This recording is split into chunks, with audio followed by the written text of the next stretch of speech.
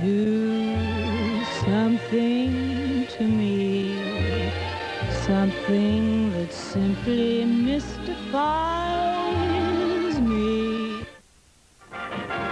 It was the evening of March 17th, 1955. A large crowd had gathered outside the Pantages Theater in Hollywood. The occasion, the 27th Annual Academy Awards. Inside, the elite of Hollywood had gathered, many of them anxiously awaiting the moment that could change their life. As in previous years, a parade of familiar faces made their way to the podium. Faces that were and would become legends of the silver screen. Yet, amid all the glamour and fame, it would be a new, relatively unknown actress that would make this Oscar night different than any before. Her name was Dorothy Dandridge. Like many aspiring actresses, she was young, talented, and beautiful. About to beat the band again. There was one major difference, however. Dorothy Dandridge was black. The previous year, Dorothy's stunning performance in the all-black film Carmen Jones had seduced audiences and critics alike and earned her an Oscar nomination for the Best Leading Actress. It was the first time an African-American had been recognized in a leading role category. She had broken the color barrier and in the process had become an international sex symbol. Having the rare ability to project raw sexuality with a schoolgirl innocence, Dorothy seemed destined for stardom. Yet the movie-making machine that was Hollywood faced a dilemma. Was the public ready for a black leading lady? After all, in 1955, interracial romances on or off the screen were still not accepted by most of white America. Although Dorothy was poised to take her place among the top leading ladies of her day, the roles she dreamed of never materialized. Incredibly, within a few short years, she would be forced to accept a variety of forgettable roles in forgettable pictures. Oh, This is our island in the sun.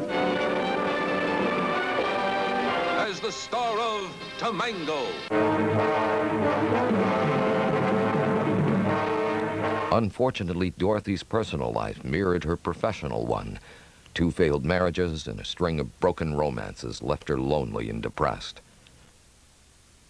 The downward spiral her life had become was worsened by addiction to alcohol and prescription drugs, which would lead to a tragic ending in the real-life drama she was forced to play.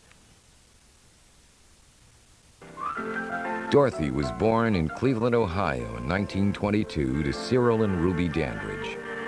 Ruby had walked out on her husband when she was 5 months pregnant with Dorothy. Already having a 1-year-old, Dorothy's sister Vivian, Ruby struggled to raise 2 children on her own. From an early age, the girls, and especially Dorothy, seemed to have a gift to entertain. Encouraged by their mother, who had dreams of a career in show business herself, and coached by their mother's live-in companion, Geneva Williams, the girls developed an act called the Wonder Children. They entertained congregations throughout the South by reciting poetry and contorting their bodies into unusual and difficult poses. As the girls traveled through the heart of Dixie, Dorothy came face to face with the ugliness and injustice of racism. Little could she have imagined that in the years to come, her growing popularity would give her the power to break many of the established rules of segregation.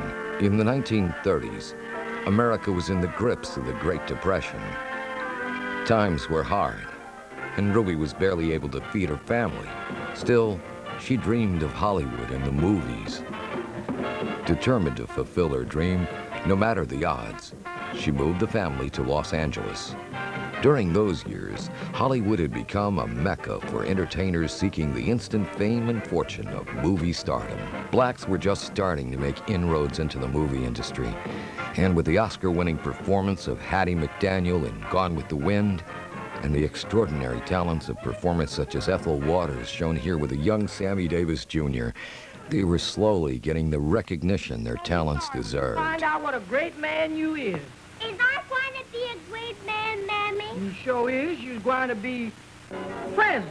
Once in L.A., Ruby wasted no time becoming part of the small circle of black entertainers and actors vying for bit parts and work as extras.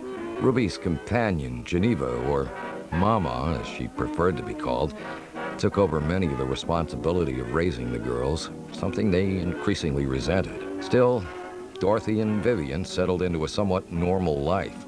Ruby enrolled them in a dance school where they became friends with another student named Etta Jones. The girls spent much of their time together, and they'd often sing to entertain themselves. It wasn't long before Ruby realized the girls' potential, and the Dandridge sisters were formed. The blend of their voices and personalities seemed to be a perfect match for the girls, and they became a local favorite. Their reputation continued to grow. On September 28, 1938, they got their big break. The Dandridge sisters were booked to perform at the Cotton Club in New York City. The Big Apple was the ultimate test for any act trying to reach the top. For black entertainers, that meant winning over the audience at the Cotton Club. Everybody who was anybody played there. And on any given night, there could be as many celebrities in the audience as on the stage. The Cotton Club was one of the best clubs in America. And everybody was there, like Duke Ellington, Cab Calloway, Bill Robinson, Ethel Waters, Lena Horne, and many, many others.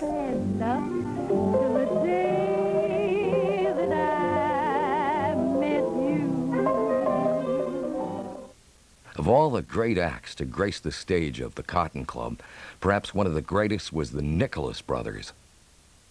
Maybe it was like Tulula Bankhead. Maybe she was there. We'd go to her table. And if Jimmy Durante was there, and George Rapp, and Eleanor Powell, Hal Lloyd, and the Marx Brothers, Al Jolson, all these great entertainers that I saw on Broadway and in movies.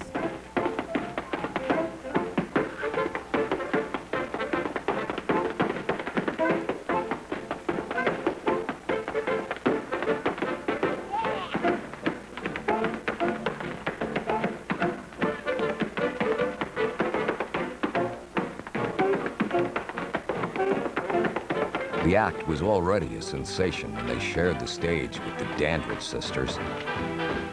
Like most women, Dorothy was struck by Harold's smooth and sophisticated style. We first met the Dandridge sisters at the Cotton Club downtown. My brother and I looked at them, and he said, "Hey, man, these some nice-looking girls." And he, in turn, showed more than a passing interest in Dorothy.